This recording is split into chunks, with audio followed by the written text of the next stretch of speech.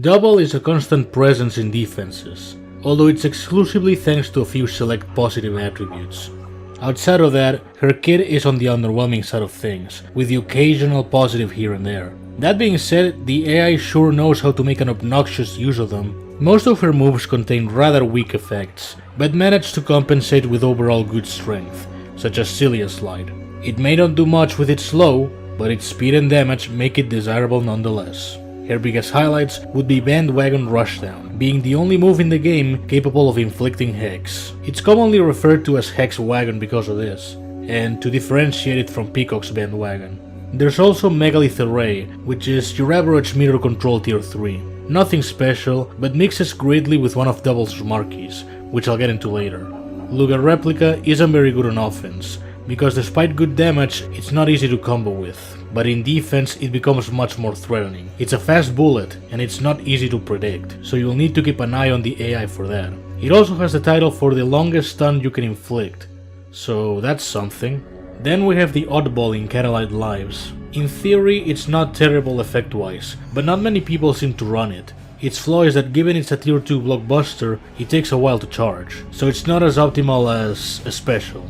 When it comes to her character ability, Transmutation can only be described as playing slots. While blocking for a second, Double will change elements from her current one to a random new one, with the exception of neutral.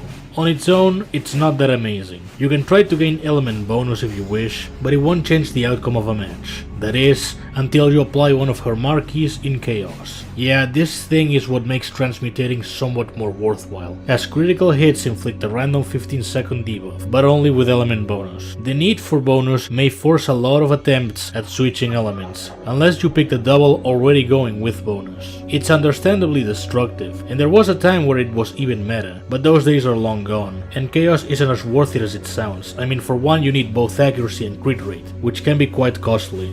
On the other hand, we have Volatility, being another great defensive asset for Double. It simply grants her a random 10-second buff every 10 seconds. Of course, there's just as many odds for either Enrage or Invincibility, and buff removal can bypass it no problem. But only to some extent, it's likely she'll gain a bothersome buff throughout the match, and in some cases, that could determine the outcome of a battle. Well, those are some pretty good marquees back to back. A rare sight, I must say. But does the Prestige also deliver? Afraid not. It's essentially more element bonus. Acceptable for some extra damage, but it's barely felt during combat. Bit of a waste. Overall, I guess Double's base kit has enough redeeming qualities to not make her irrelevant. At least if we're talking defensively. Otherwise she falls behind the competition, even if taking Chaos into account. Even then, that makes her way too luck-based, so it's not fully optimal.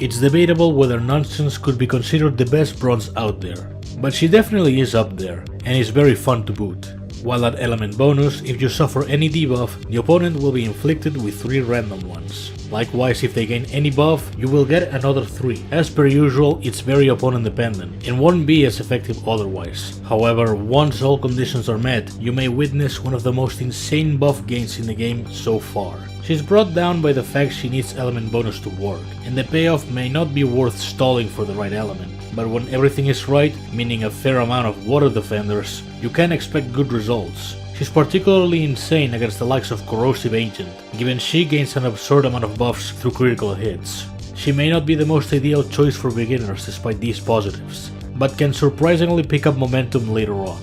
And it's just hilarious to see her in action. I don't give a shit, you dirty fuck! Sundae School is one of the least interesting and barely used variants out there. All she does is extend debuffed length against opponents and reduce it on teammates. It's not an inherently bad or difficult to use effect, but there's not many instances where either reduction or extension are necessary. For reduction, you could easily replace it with either instant debuff clearing or immunity. As for extension, it's usually much easier to inflict the debuff again. Some cases like Hex and Course enjoy some extra seconds, but even still most cases can inflict it again, or just happen to feature enough length to profit from. I'd say having 3 of these for the longest Chaos timer possible would be a funny prospect, but nah, it's just a really forgettable bronze. Hola Rivers. Fuck you, whore! We like Fortnite! We like Fortnite! Temple Tyrant has always been out there, for lack of a better term. Transmuting to element bonus will recover 25% of your health. The reward itself is not too bad. It's the journey to get there that gets annoying. It may save you some health points down the line, but it loses you a lot of time instead. And don't even get me started on trying to recover your full health from below 25% health. Luckily for Temple, this isn't her only means of recovery, as element bonus will allow you to instantly remove debuffs and instead gain armor and regen. This could work as a reverse standout, where you could get in a debuff heavy environment and come out clean. Furthermore, you get to keep your health score in a good position. But there's a reason Temple isn't used very often. What she does with her ability, others can pull off thanks to immunity or their own superior methods of cleansing.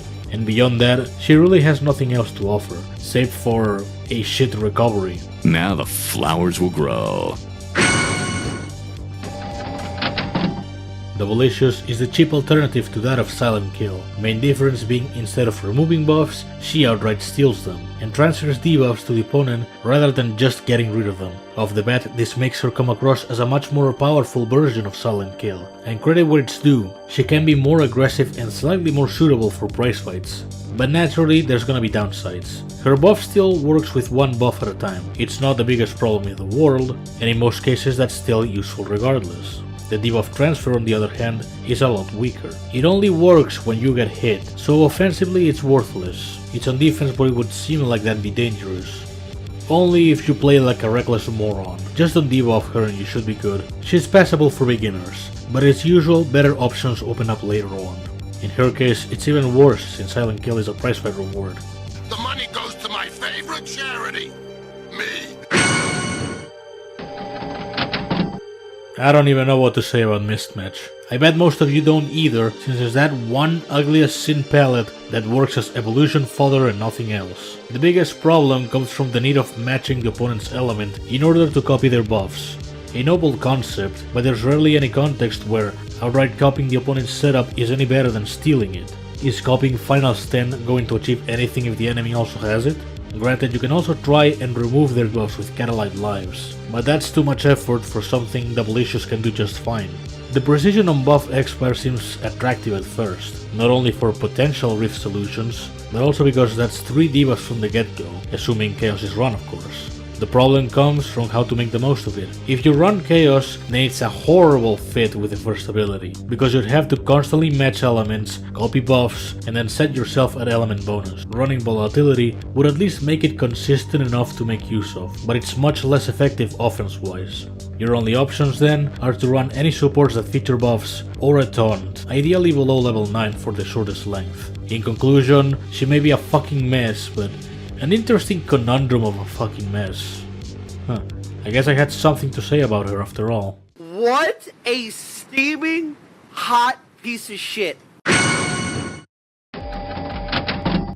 It's honestly amazing and terrifying how many years have passed and Immoral Fiber has yet to be knocked off the metagame for one reason or another. Her only purpose in combat is to die, but upon doing so, deals 50% of her health in damage, as well as healing teammates that same amount. Essentially, she's a ticking time bomb that needs to be defused, and failing to do so jeopardizes your match. In prize fights, she's not as prevalent, you can always rely on someone else afterwards or revive them. It's in Rift battles where she truly shines, because there's no greater penalty than losing one of your fighters. And to add insult to injury, Corrosive Element gives you very little wiggle room, often making Windswept the primary choice against her. Although alternatives have also risen, such as Indomitable alongside Maid of Honor and Rose Tinted. It's impressive that she managed to stay this relevant for so long, yet received no direct changes to her ability, a testament of her natural defensive talent. Drop to your knees and feast upon it. 'Cause this is your food! Evergreen Evil is another defender well known for how obnoxious she can become. She gains thorns and regen as well as clearing all debuffs when she gets hit. Already that sets a dangerous precedent and highly discourages any debuff gameplay. Thankfully there's a built-in workaround. This only triggers when she's not at element penalty, so if you want to kill her fast, bring fire variants. But that's not even the best of it, for Evergreen also extends buff length for 5 seconds and gains 5% meter per any buff gained on the team. This feature doubles down for both offense and defense, since it allows you to experiment further with any buffs throughout the match. It's true I downplayed Sundae's debuff extension, so praising evergreens may seem strange, but consider the scenario where she or another variant happen to gain a series of annoying buffs, like Final Stand, Thorns, what have you. Sure, they may be removable, but their extra length allows less time to fuck around. Also, the 5% meter means she'll tend to have a tier 3 ready at any time, so be careful. Practical enough, but somewhat crippled by her element penalty restriction. Merry Christmas, motherfucker. Rainbow Blight is a mixed bag. She has access to some ultimately useful assets, like Enrage, Recovery, Immunity, Hex, and Meter Control. But the big catch is that it's all tied to transmutation. Every element has one buff and debuff associated with it, and transmuting to that element will activate both at the same time. The biggest problem happens to be with the character ability itself. Because it's randomized, you can't choose which element you want. It's either something good such as light, or terrible like water. Maybe at some point she was seen as half practical, but not anymore. It's a slot machine of a variant disguised as consistent, and it's not a very good slot machine at that. Touch the rainbow. Taste the rainbow. It's hard to believe Xenomorph was meta-centric at some point. Those days are long gone, and I don't look back fondly of them. Her main gimmick is Doom Infliction, and she's not very fast at it. Unlike other Doom users, she can inflict it at any given time multiple times. She just has to get lucky enough to roll Dark Element for it. Even then, you have resistance to worry about, so that's 2 layers of luck to get past. All this effort to try and defeat the opposing team in over a minute and a half. Unsurprisingly, the Doom route takes too long. Hell, it may actually take longer because of the previously discussed issues. As well as some variants surviving, who knows. Oh, and the Doom is removed if Xenomorph dies. Other than that, she can also inflict 3 permanent bleed stacks upon death. In theory, that's sufficient enough to chip out health, but there's the obvious cracks of carrying immunity for it, or a leech failure to constantly keep high health despite the bleeds. Some players may consider matching Xenomorph alongside Assassin's Creed in defense. That way the latter constantly recovers, but you can always have someone else tag out for Assassin's Creed, or counter more directly through immunity, heal block and so on. Xenomorph might have been good at some point, but the game progressed way past her prime, and good thing too, having to rely on her was fucking horrible. Alien, I swear to God, if you do not kill me right now, Heart of Darkness is an unfortunate case. She has ingredients to make a really sick variant, but ends up underperforming. Matching the opponent's element lets you copy their ability and inflicts a 30-second hex. It's a very strong ability on paper, so much so that it only triggers once per match. But here's the problem. Heart of Darkness only copies signature abilities. She cannot copy character abilities. That makes cases such as Weekend Warrior, Bioexorcist, Time Thief and many others a complete waste of a copycat. On the other hand, cases such as Claw in Order and Final Fang can prove to be excellent matches thanks to Chaos, but of course you have to find them in the first place. The other seemingly awesome ability is transferring all debuffs from one opponent to another. Given the short length of Heart of Darkness' Hex, that sounds like an useful asset, and it would be for most cases had it not been bogged down by not applying on enemy defeated. It's sketchy all over again, though it's fair to say that having Chaos debuffs transferred across an entire team would be a bit too much. Alas, Heart of Darkness remains as a cool proof of concept, but not something you should rely on. To her credit though, you can do this.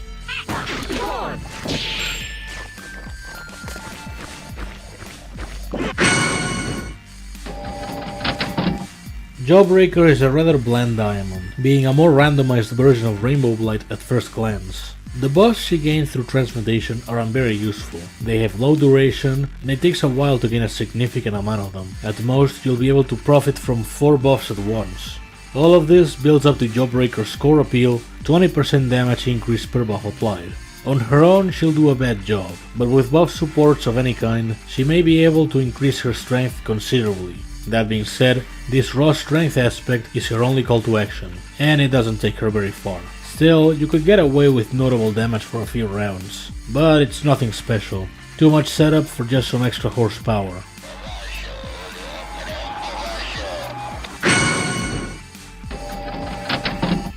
Creature of Habit is a limited but more consistent version of Jawbreaker. Albeit with her own share of flaws, with no blockbusters field, she gains a 10-second miasma stack every 5 seconds. It helps for some extra chip damage, but you can only benefit from 2 stacks at a time maximum. Even then, if you block once, the game timer will be reset, so chances are you won't benefit from the miasma all that much, not even with Evergreen support. But her major attraction has to be the enrage game. Once any blockbuster is charged, she'll gain a timeless enrage every 2 seconds. That means she'll have double damage for a large portion of the match. There's a catch to this, where using any blockbuster will remove your enrages and will have to stack them back up. A shame they could have copied Toad Warrior in that regard, as this creature or habit can deal some serious damage on the opponents, but at the same time ends up forgettable and easily replaceable by much stronger options like Foremonger or Shadow Puppet. She places above Jawbreaker by virtue of being more consistent, but it's the same sort of deal. Our spew is your brew.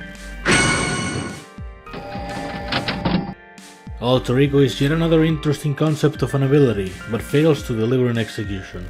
Although I would argue there's a sliver of hope for this one. Not a big one, mind you, but still hope nonetheless. The first ability serves as a setup for the second, inflicting random 10-second debuffs while nearby the opponent. It basically complements Chaos. You can't expect it to be efficient on its own, but multiple debuffs stacked together become stronger, so it's mildly acceptable. All of this builds up for the main selling point of Altar, her debuff Nuke of sorts. Using a taunt removes all debuffs from the opponent, but they lose in total 25% of Altar's attack per debuff applied. Naturally, this can stack to considerable amounts, but it takes a long while for the effect to become any noticeable. And with higher streaks, returns start to diminish. It's also arguably more beneficial to keep a large amount of debuffs on the opponent. You're effectively discarding bleeds, disables, and much more just for a relatively strong hit that Silius Light could achieve. To be fair, taunt damage can permakill, but it's one hell of a route that other characters end up simplifying. Perhaps if it was a consistent health percentage, instead of being tied to Altar's attack, like 3 or 5% per debuff. Also, in terms of defense, maybe she proves annoying or a ticking time bomb in some cases. Frankly, I never felt threatened by her, but you just carry immunity if she really annoys you and problem solved. Know your fucking place, trash!